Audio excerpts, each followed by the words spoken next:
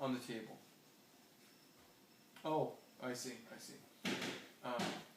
Jonathan sat down at the table. Slowly he opened the first package. Inside was a red scarf, hand-knit, warm and bright.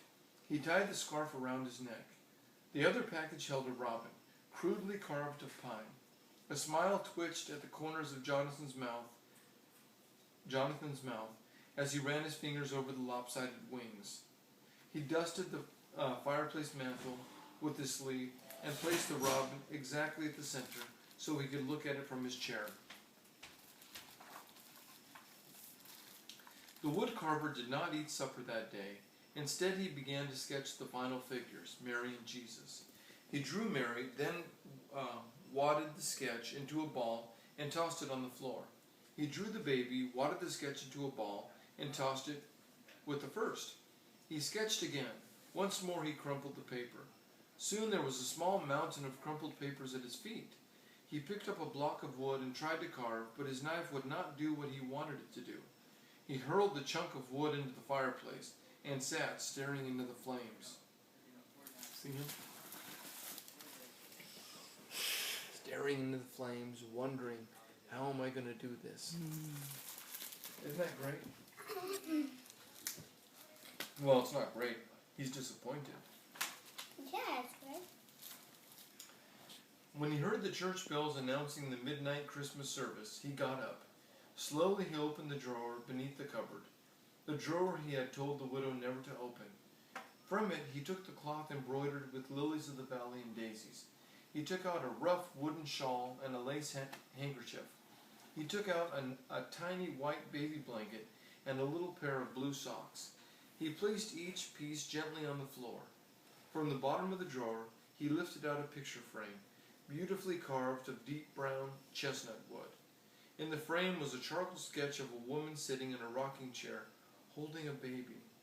The woman's arms were reaching up, touching the woman's face. The woman was looking down at the baby, smiling.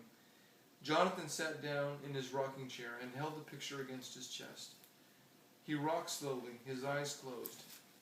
2 tears trailed into his beard.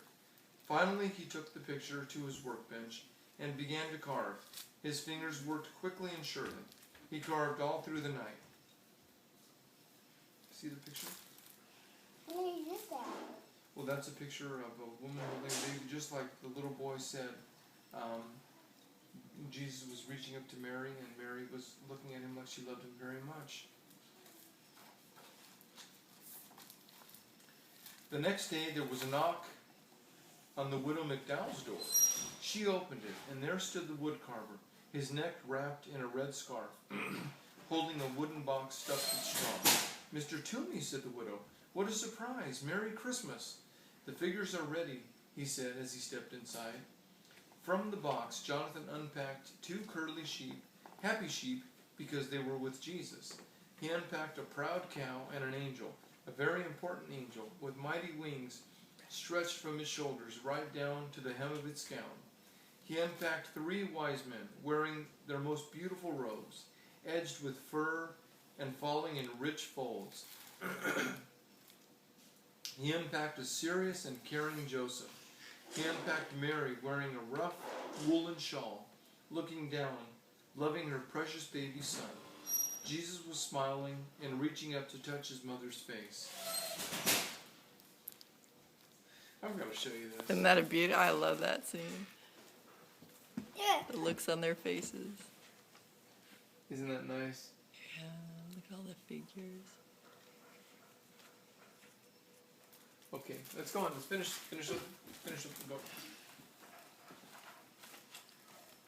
That day, Jonathan went to the Christmas service with the widow McDowell. That day, Jonathan went to Christmas Mass with the widow McDowell and Thomas. And that day, in the churchyard, the village children saw Jonathan throw back his head, showing his eyes as clear as an August day, and laugh. No one ever called him Mr. Gloomy again. And there's a picture. Oh, what do you think of that story? Mom, can you show me the Should you get a round of applause? Round of applause. Mom, can you show me the whole video?